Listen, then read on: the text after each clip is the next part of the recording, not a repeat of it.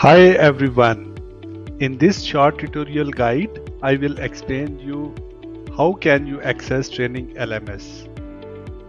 In step 1, go to the course detail page. You will find the Start Training button here. Click it.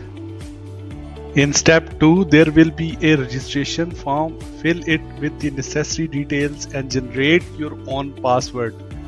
Note, please do not forget your password and carefully write somewhere where you can remember it. You will receive the above message. Training admin will activate your training account within 24 hours. After 24 hours, you will go to the course detail page again and click the Start Training button again. You will land again on above page. Here you will click login, not the registration, because previously you have completed your registration with generating your own password, and here you will click on the login tab and you will proceed to the next step.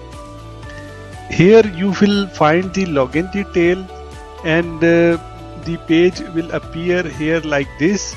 You will insert your username, your email and the password which you generated while your registration process, and then you can hit the login button and you will enter into the learning management system.